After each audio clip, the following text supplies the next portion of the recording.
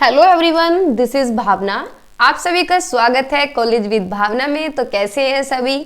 I hope आप सब अच्छे होंगे, थोड़ी बहुत पढ़ाई भी कर रहे होंगे। जैसे कि मैं डेली वीडियोस अपलोड कर रही हूँ आप लोगों के लिए, तो थोड़ा थोड़ा पढ़ते रहिए। ज़्यादा देखो, सीसीएस वालों के तो अभी टाइम है एग्जाम के, बाकी यूनिवर्सिटीज़ के हो सकते हैं। अगर आप अलग अलग यूनिवर्सिटीज़ से हैं तो मुझे कमेंट सेक्शन में बता दें, जिससे मुझे आइडिया लग जाए कि आप किस यूनिवर्सिटी से बिलोंग करते हैं। ठीक है, बाकी मैं डेली वीडियोस अपलोड कर रही हूँ, टॉपिक सभी जगह सेम है। ठीक है, बस ये हो जाता है कहीं सेमेस्टर वाइज है और कहीं ईयरली वाइज है। ठीक है, तो अपना फीडबैक ज़रूर दिएगा देखने के बाद कि आपको कैसी वीडियोस लगी हैं, क्या ठीक लगा है, क्या गलत लगा है। बाकी एक बंदे की क्वेरी थी किसी एक स्टूडेंट की कि सेकेंड ईयर की क्लासेस स्टार्ट करो, तो मैं सेकेंड ईयर की क्लासेस स्टार्ट करने वाली हूँ बहुत जल्दी। अभी देखो, मैंने फर्स्ट यूनिट कंप्लीट कर दिया growing up as a learner की, तो मैं इसकी फर्स्ट यूनिट कंप्लीट करने के बाद सेकंड ईयर की स्टार्टिंग करूंगी। फिर हम साइड बाय साइड दोनों को लेके चलेंगे। ठीक है, बस आप लोग अपना प्यार ऐसे ही बनाए रखें, सपोर्ट करते रहें। ठीक है, ज़्यादा से ज़्यादा शेयर करें। तो स्टार्ट करते हैं। अगर आप चैनल पे नए हैं तो सब्सक्राइब करके ही जाएं और बेल आइकन को ऑन कर लें, जिससे आपको टाइम टू टाइम नोटिफिकेशन मिलता रहे। और अगर आप यूपी टेट की प्रिपरेशन कर रहे हैं तो यूपी टेट की क्लासेस लेट्स क्रैक पे चली हुई हैं, तो वहां भी आप सब्सक्राइब कर सकते हैं। ठीक है, आगे चलते हैं। ये कुछ सोशल मीडिया हैंडल है, इंस्टाग्राम है। अगर आपको कोई मैसेज करना हो, पर्सनली कुछ पूछना हो, तो आप इंस्टाग्राम पे मुझे मैसेज कर सकते हैं। ठीक है, बाकी ये फेसबुक पेज है, यहाँ आपको टीचिंग रिलेटेड अपडेट मिलेंगी। और लेट्स क्रैक हमारा फर्स्ट चैनल है।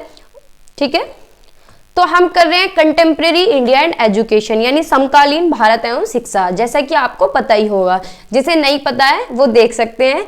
CC1 यानी ये हमारा फर्स्ट पेपर है। जब आप पेपर देने जाएंगे तो सबसे पहले इन्हीं से ही मुलाकात आपकी होगी। ठीक है, तो हम वैदिक एजुकेशन कंप्लीट कर चुके हैं। अगर आपने नहीं देखी है तो जाकर देख लें, मैंने कल प्लेलिस्ट भी बना दी है और सभी वीडियोस पे नंबर भी लिखे हुए हैं। ठीक है, हम बुद्धिस्ट एजुकेशन कर रहे हैं। बुद्धिस्ट एजुकेशन कल हमने स्टार्ट किया है, इसके बारे में पढ़ा है, क्या इसका पीरियड था, क्या क्या होता था इसमें। ठीक है, किस तरह का एडमिनिस्ट्रेशन था, फाइनेंस था, किस तरह की स्ट्रक्चर था एजुकेशन का, कैसे एजुकेशन ऑर्गेनाइज की जाती थी। ठीक है, मीनिंग हमने पढ़ लिया था। आज हम पढ़ने वाले हैं AIIMS and ideals of education, यानी शिक्षा के उद्देश्य और आदर्श। ठीक है, तो स्टार्ट करते हैं। वीडियो को एंड तक देखिएगा, एक भी पॉइंट आपका मिस नहीं होना चाहिए, क्योंकि आप अगर अच्छे से सुन लेंगे तो भी आप बना के अच्छे से लिख सकते हैं। कोई एग्जामिनर ये नहीं कहता कि आप डिक्टो लिखें बिल्कुल, या फिर बुक की लैंग्वेज लिखें, बस आपका मिला जुला होना चाहिए। ठीक है, फर्स्ट है फिजिकल डेवलपमेंट, यानी शिक्षा के क्या क्या उद्देश्य थे बौद्ध काल में या फिर बुद्धिस्ट एजुकेशन में। ठीक है, फर्स्ट है फिजिकल डेवलपमेंट, यानी शारीरिक विकास, यानी इन्होंने क्या है, शरीर के विकास पे भी ध्यान दिया है, शारीरिक विकास पे। बुद्ध स्वयं अच्छे स्वास्थ्य की आवश्यकता का समर्थन करते थे, जैसे कि रामदेव बाबा हैं कि स्वास्थ्य जो है बिल्कुल अच्छा होना चाहिए, तुम्हें एक्सरसाइज योगा करना चाहिए। तो इसी तरह से बुद्ध भी क्या है, इस चीज का समर्थन करते थे। उनके अनुसार क्या है, अच्छा स्वास्थ्य मनुष्य को शारीरिक कष्टों से बचने में मदद करता है। यानी जो हमारे शरीर में कष्ट होते हैं, अगर हम योगा टाइम पे करें, हालांकि हम करते नहीं है, मैं तो करती नहीं हूँ, लेकिन अगर टाइम पे करें हम, तो हमें शारीरिक कष्ट नहीं होंगे। ठीक है, जैसे कि कमर में दर्द हो रहा है, गर्दन में दर्द हो रहा है, तो अब देखो रामदेव बाबा हैं, उन्हें कोई बीमारी है नहीं है ना, क्योंकि वो योग करते हैं, एक्सरसाइज करते हैं, अपने शरीर को क्या है, फिजिकली डेवलप किया हुआ है उन्होंने। ठीक है, तो क्या है, अच्छा स्वास्थ्य मनुष्य को शारीरिक कष्टों से बचने में मदद करता है। इसके अलावा वह अपने कर्म को अच्छी तरह से कर सकता है। जब हमारा शरीर अच्छा होगा तो हमारा काम भी अच्छा होगा। भाई ये जो बौद्ध धर्म है ये तो अपने कर्मों की बात कर रहा है, लेकिन अगर आज की बात की जाए, अगर हमारा शरीर ठीक है तो हम अच्छे से पढ़ाई भी कर सकते हैं, और जो जॉब कर रहे हैं वो लोग जॉब भी कर सकते हैं। यानी अपने कर्म, अपने कर्तव्य हम अच्छी तरह से कर सकते हैं। ठीक है, तो ये था फिजिकल डेवलपमेंट। ठीक है, सेकेंड है डेवलपमेंट ऑफ नॉलेज, यानी ज्ञान का विकास।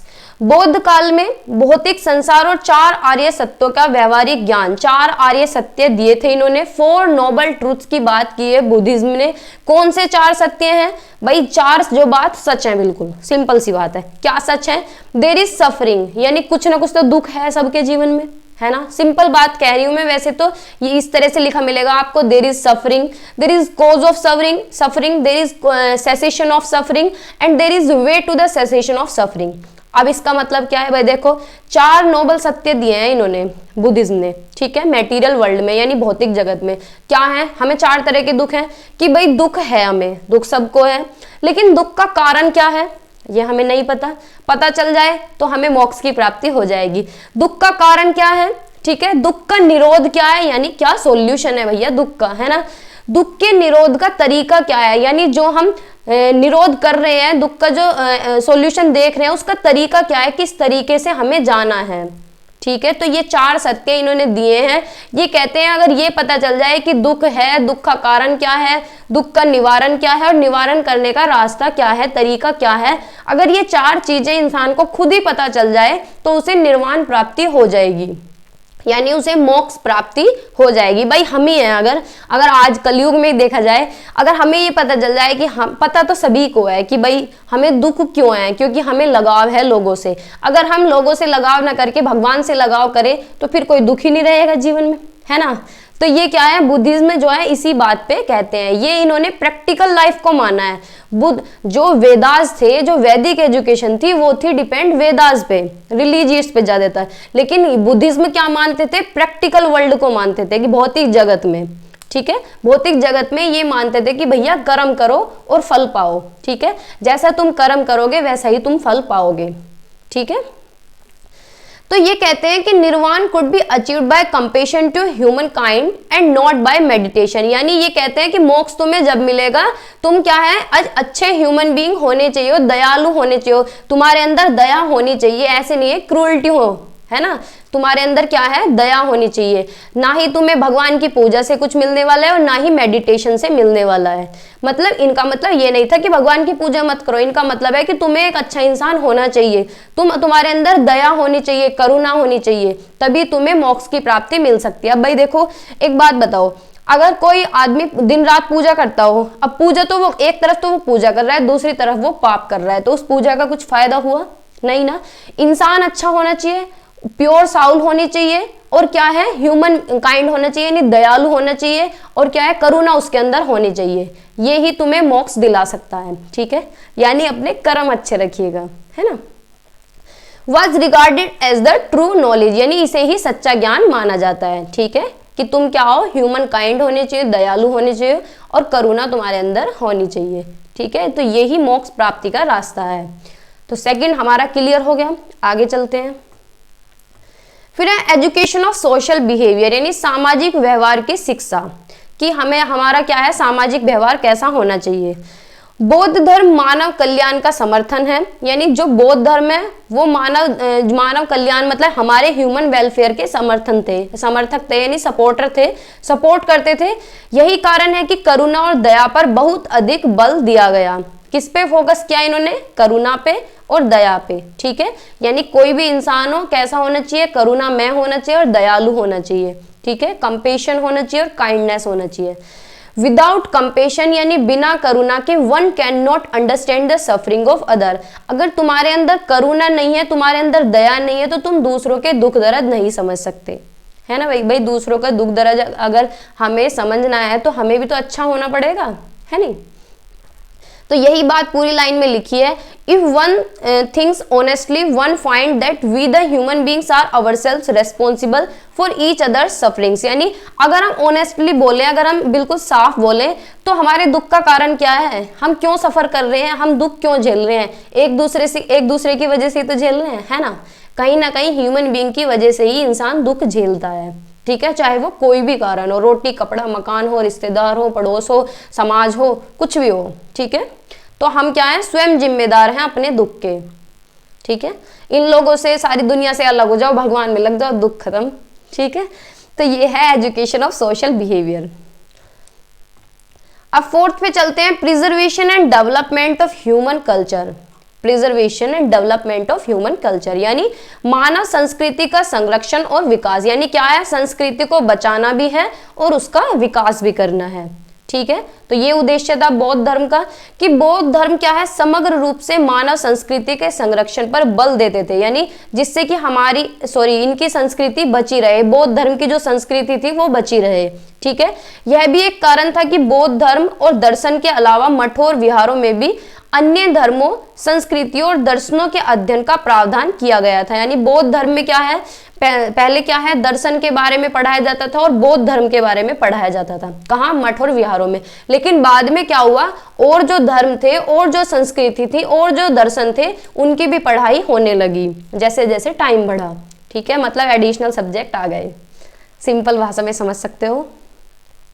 उस काल में प्राचीन साहित्य के संरक्षण और नए साहित्य की रचना के लिए सैकड़ों विद्वानों को नियुक्त किया गया। यानी भाई टीचर भी अपॉइंट होंगे, जब तुम सब्जेक्ट बढ़ा रहे हो तो टीचर भी अपॉइंट होंगे।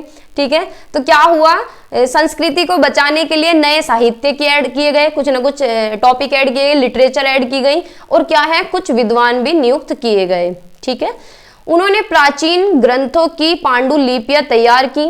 क्या किया तैयार, मैन्युस्क्रिप्ट, इंग्लिश में क्या बोलते हैं, मैन्युस्क्रिप्ट। ठीक है, तैयार की और विभिन्न भाषाओं में उनका अनुवाद किया। यानी कोई भी एक बुक बनाई, कोई भी एक मैन्युस्क्रिप्ट उन्होंने लॉन्च की और उसे क्या है, अलग अलग भाषाओं में उसका अनुवाद किया। जैसे कि कोई भी फिल्म आती है तो उसका क्या है, अनुवाद तेलुगु में भी होता है, इंडिया की अलग, मतलब हर जगह जहाँ जैसी लैंग्वेज है उसी तरह की जो फिल्म है उसे ट्रांसलेट कर दिया जाता है। बहुत सी फिल्म है ऐसी कि जिस तरह का एरिया वहीं पे उसी तरह की फिल्म ट्रांसलेट की जाती है।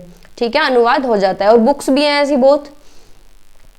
कुछ विद्वानों ने साथ साथ नवीन साहित्य की भी रचना की और साथ साथ क्या है, कुछ न्यू लिटरेचर भी उन्होंने लॉन्च की। ठीक है, इस साहित्य को संरक्षित करने के लिए उस काल में पुस्तकालय का निर्माण किया गया। तो इस साहित्य को क्या है, प्रिजर्व करने के लिए लाइब्रेरीज बनाई गई उस टाइम पे। ठीक है, तो ये था preservation and development of human culture. फिर रिलीजियस एजुकेशन, यानी धार्मिक शिक्षा कैसी थी कि भाई क्या है, बौद्ध काल में धर्म की सर्वोच्च प्राथमिकता दी गई थी। यानी धर्म को क्या है, सबसे ज्यादा प्रायोरिटी धर्म को दी गई थी। ठीक है, एजुकेशन उसी के द्वारा इम्पार्ट की जाती थी, उसी के द्वारा प्रदान की जाती थी। ठीक है, therefore religious through religious education, यानी धर्म के द्वारा धार्मिक शिक्षा दी जाती थी। ठीक है, जो चीफ एम था यानी मुख्य उद्देश्य था धर्म का, वो क्या था, प्रचार और धार्मिक भावनाओं का समावेश था। ठीक है, और शिक्षा मोक्ष या निर्वाण प्राप्त करने के साधन के रूप में कार्य करती थी। यानी अगर ओवरऑल देखा जाए तो क्या मतलब है पढ़ने का उस टाइम पे ये मतलब था कि तुम्हें निर्वाण की प्राप्ति हो जाए, तुम्हें मोक्ष की प्राप्ति हो जाए। ज्ञान उद्देश्य करने का मतलब यही था, ज्ञान लेने का मतलब यही था कि तुम्हें मोक्ष की प्राप्ति हो जाए। लेकिन मोक्ष जो शब्द है वो वैदिक एजुकेशन में यूज हुआ, इसमें क्या है, निर्वाण शब्द यूज हुआ। ज्यादातर आप जब पढ़ेंगे तो आपको निर्वाण ही लिखा मिलेगा। ठीक है, और अगर नहीं भी पढ़ रहे हैं तो यहाँ पढ़ लीजिए, निर्वाण वर्ड ही लिखा मिलता है। ठीक है, लेकिन इसका मतलब मोक्ष ही है। ठीक है भाई। तो इस प्रकार बौद्ध शिक्षा पर धार्मिक संस्कृति और लोकाचार का प्रभुत्व था। ठीक है, आगे चलें। फिर है प्रिपरेशन ऑफ लाइफ, यानी जीवन की तैयारी। कैसी जीवन की तैयारी थी, क्या उद्देश्य था कि किस तरह का जीवन होना चाहिए। इस शिक्षा प्रणाली में धार्मिक शिक्षा के साथ साथ सांसारिक और व्यवहारिक ज्ञान प्रदान करने का प्रावधान था। यानी अगर तुम धर्म की नॉलेज दे रहे हो तो सांसारिक नॉलेज और व्यवहारिक ज्ञान भी देना है तुम्हें, इसका भी प्रावधान उस टाइम पे था। ठीक है भाई, थोड़ी बहुत एडिशनल इंफॉर्मेशन भी तो होनी चाहिए, खाली धर्म की नॉलेज से थोड़ी उनका लाइवलीहुड चलेगा। भाई अपना जीवन कैसे यापन करेंगे वो, तो उन्हें सांसारिक ज्ञान भी बताया जाता था और व्यवहारिक ज्ञान भी, कि तुम्हें कैसे बिहेव करना है, अपनी लाइफ को कैसे गुजारना है। ठीक है, ताकि जब छात्र सामान्य जीवन में प्रवेश कर सके तो अपनी आजीविका कमाने में सक्षम हो। वही बात है कि भैया जब तुम अपना घर बसाओगे तो कम से कम तुम इतने कैपेबल तो हो कि कमा के खिला दो या फिर कमाओ एक इंसान बन सको। ठीक है, अपने जीवन को व्यतीत कर सको। ठीक है, अपार्ट फ्रॉम दिस, यानी इसके अलावा क्या था, छात्रों को क्या क्या सिखाया जाता था, कताई, जो दुताई वगैरह नहीं बनाते, कताई करते हैं, बुनाई करते हैं, कार्य साधक ज्ञान दिया गया, ड्राइंग भी सिखाई गई, संगीत भी सिखाया गया, कुछ कृषि की नॉलेज। ठीक है, कुछ हस्तशिल्प भी सिखाए गए। हस्तशिल्प यानी जो अपने हाथों से हम कुछ भी काम कर सकते हैं। ठीक है, इस काल में औद्योगिक शिक्षा का विकास हुआ। ठीक है, सैन्य प्रशिक्षण और महिला शिक्षा पर भी ध्यान दिया गया, यानी मिलिट्री ट्रेनिंग भी पे भी ध्यान दिया गया और थोड़ा बहुत वुमेन एजुकेशन पे भी ध्यान दिया गया। वुमेन एजुकेशन को भी हम अलग से पढ़ेंगे, ठीक है, इतना ध्यान भी नहीं दिया गया था, लेकिन हाँ वैदिक एजुकेशन से थोड़ा सा फालतू ध्यान दिया गया था। 7th क्या है, कैरेक्टर फॉर्मेशन यानी चरित्र निर्माण, तुम्हारा चरित्र कैसा होना चाहिए। अगर बौद्ध धर्म के अनुसार देखा जाए तो तुम्हारा क्या है, आत्म संयम होना चाहिए, यानी अपने आप पे कंट्रोल होना चाहिए, अपनी इंद्रियों पे कंट्रोल होना चाहिए कि भाई तुम्हें चटपटा भोजन नहीं खाना है, सिंपल कपड़े पहनने हैं। कहने का मतलब है कि सारी इंद्रियां तुम्हारे काबू में होनी चाहिए, ठीक है। करुणा और दया पर बहुत अधिक महत्व देता था, यानी बौद्ध एजुकेशन में किस पे फोकस था, करुणा पे और दया पे। यानी अगर तुम्हारे अंदर करुणा होगी, दया होगी तो भैया तुम दूसरों को समझ सकोगे, ठीक है, और वही तुम्हारी निर्वाण प्राप्ति का साधन होगा। जो कोई भी इन आदर्शों का पालन करता है वह अच्छे चरित्र वाला होता है। भाई अपने आप ही चरित्र अच्छा हो जाएगा जब तुम सारी चीज त्याग दोगे, सारी अच्छी चीजें तुम्हारे जीवन में हो जाएंगी तो तुम्हारा चरित्र क्या है, खुद ही अच्छा हो जाएगा, ठीक है। गणित नहीं है ये। मठ और विहार में छात्रों को 10 नियमों का पालन करने के लिए बनाया जाता था। 10 नियम कौन से होते थे कि भैया तुम्हें क्या है, अहिंसा का पालन करना है, यानी अवॉइड वायलेंस, अवॉइड स्टीलिंग यानी चोरी नहीं करनी है, अवॉइड बैड कंडक्ट यानी बुरी आदतों से दूर रहना है, झूठ नहीं बोलना है, नशे से दूर रहना है, और तुम्हें बिल्कुल सिंपल खाना खाना है, ना तुम्हें चुगली करनी है, एंड और कौन सा था कि तुम्हें क्या है, डांस और म्यूजिक से दूर रहना है, और लग्जरी गुड्स यूज नहीं करने, यानी क्या है, ब्रांडेड कपड़े, ब्रांडेड जूते, मतलब लग्जरी चीजें जो है, महंगी चीजें हैं, इनसे भी दूर रहना है, और क्या है, कॉस्टली गिफ्ट भी यूज नहीं करने हैं। तो ये 10 रूल थे, ठीक है, इन्हें भी हम आगे पढ़ेंगे, वैसे मैंने बता दिए हैं, ठीक है। इन्हें क्या बोलते थे, 10 सिख पत्नी। बस ये कई बार रिपीट है, हर जगह आगे भी आएगा, तो ये आप याद रखेंगे, 10 सिख पत्नी, ठीक है। उन्हें अवांछित गतिविधियों से दूर रहने के लिए एक तपस्या जीवन जीने के लिए प्रशिक्षित किया गया था, ठीक है। इन चीजों से दूर रहना और तुम्हें क्या है, तपस्वी का जीवन जीना है, तपस्या करनी है। भाई जब तुम सारी चीजें साइड कर दोगे तो तपस्या का ही जीवन बच जाएगा, भाई सारी चीज तो तुमने छीन ही ली, ठीक है। तो ये था कैरेक्टर फॉर्मेशन। मजाक कर रही हूँ, वैसे तो अच्छी बात थी, आज के टाइम में तो कोई नहीं कर पाएगा ऐसे।